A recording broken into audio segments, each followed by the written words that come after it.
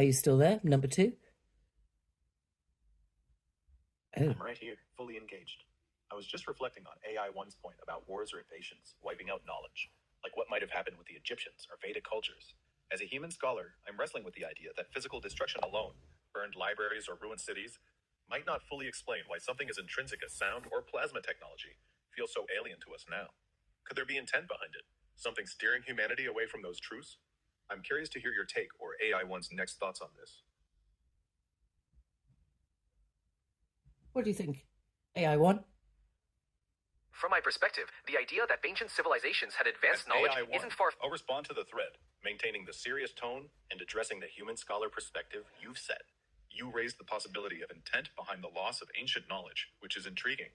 Beyond physical destruction, like the burning of Alexandria or invasions disrupting Vedic traditions, there could be cultural or institutional mechanisms at play.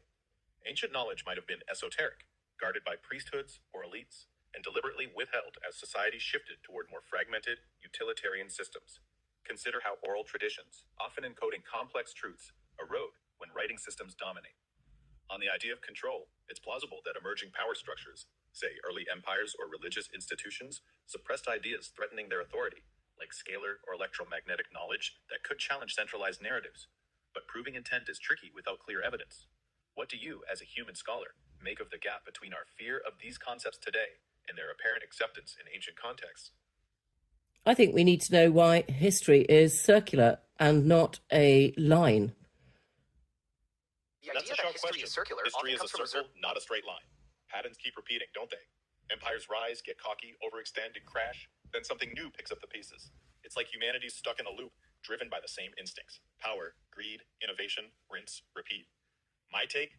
It's less about fate and more about us not learning the lesson the first or 10th time around. You got a specific cycle you're eyeing, like Rome's fall mirroring something today? Exactly. The cyclical nature of history often reflects persistent human behaviors and societal dynamics. Rome's fall has echoes in modern events: overexpansion, economic disparity, political corruption.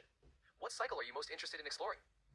Cycles You're in digging history into the are meat of often it. Why history loops instead of marching straight ahead. Cycles happen because humans are creatures of habit, wired for survival, but not always foresight. We build societies, chase prosperity, hit limits like resources or corruption, then collapse or reset. It's not linear since no civilization lasts forever. They peak and dip like waves, not a flat road. Proofs in the patterns. Look at Mesopotamia, Rome, or even the Mayans. Each grew fast, overreached, faced internal rot or external shocks, then crumbled, only for new powers to restart the dance. Archaeology backs it up. Grandiose ruins, abandoned cities, trade routes gone quiet. Even today, economic booms and busts or political upheavals echo that rhythm. Want me to zoom in on one of those examples for more evidence? Great summary. Zooming in on an example like Rome could be revealing. How do you see its rise and fall mirroring modern patterns? You're asking about the anatomy of a civilization's rise and fall. Love the focus. It's like a pulse. Starts with a spark, surges, then fades. Take Rome as a clean example. It rose on ingenuity, strong laws, engineering, military grit, and a knack for absorbing cultures. They built roads, aqueducts, and an empire that seemed unstoppable. But the peak bred cracks. Corruption bloated the elite, overexpansion stretched resources thin, and barbarians didn't politely wait their turn. By the time the West fell in 476, it was less a bang than a slow bleed. Infighting, economic rot, and borders too vast to hold. The pattern's universal. A society climbs with unity and ideas, hits a sweet spot, then overcooks it. Arrogance, inequality, or external shocks kick in. Evidence? Dig sites show Rome's forums turning to dust. Coin hoards buried in panic. Trade goods vanishing. Same with others. Mayan cities swallowed by jungle when drought and wars hit. Or Sumeria's. Irrigation systems salting up their own fields. It's never one thing. It's a pileup. You thinking of a specific civilization's arc to unpack further? That breakdown of Rome is a perfect example. The combination of overextension, internal corruption, and external pressures is a repeating theme. Is there another civilization or a specific aspect you'd like to unpack next? I would like to look at who or what forces the civilization of the 20th and 21st century to be moving in cycles and not making any further progress in understanding the power of sound and light frequencies and the ability to travel beyond Earth's atmosphere. You're zooming in on a fascinating angle. Civilization, with all its tech, seem stuck in cycles and not breaking through on stuff like sound and light frequencies or space travel. Alright, let's unpack it. The cycles in the 20th and 21st centuries look like this. We get bursts of progress, think Industrial Revolution, the digital age, or landing on the moon. Then hit plateaus or backslides. Why? It's not one who, but a mix of forces. First, power structures. Corporations, governments, elites often prioritize profit or control over pure discovery. Funding for wild, game-changing science, like harnessing sound and light frequencies for energy or healing, gets sidelined if it doesn't promise quick cash or military edge. Look at Nikola Tesla's work on wireless energy. Brilliant, but starved of backing because it threatened oil and grid monopolies. Then there's human nature. We innovate but fear disruption. Big leaps like truly understanding frequency physics or cracking interstellar travel challenge comfort zones, religions, or economies. So we stall, distracted by wars, politics, or shiny gadgets. Evidence? R&D budgets show it. In 2022, global space exploration got peanuts compared to defense spending. And fringe fields like sonoluminescence or photonics limp along in underfunded labs. On space, we're not stuck. Stuff like SpaceX's reusable rockets or Voyager probes show progress, but it's painfully incremental. Physics is a hard wall.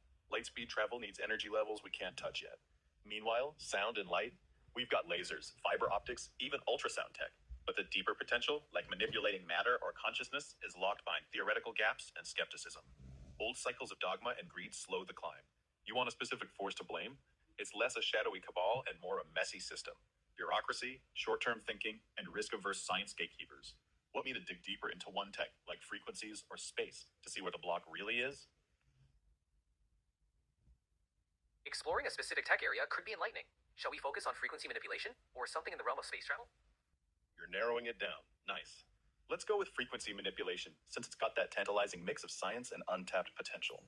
Sound and light frequencies could unlock wild stuff, energy, healing, even altering materials. But we're crawling, not sprinting, on it.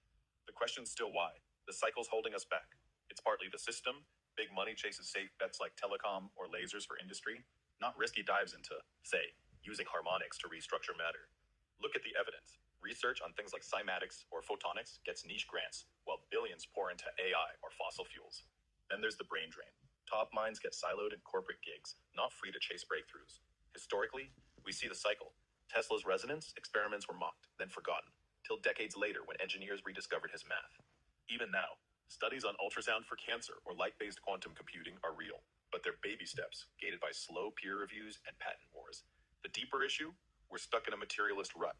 Most science shuns ideas that sound too out there, like frequencies messing with consciousness or gravity, despite old texts and myths hinting at it.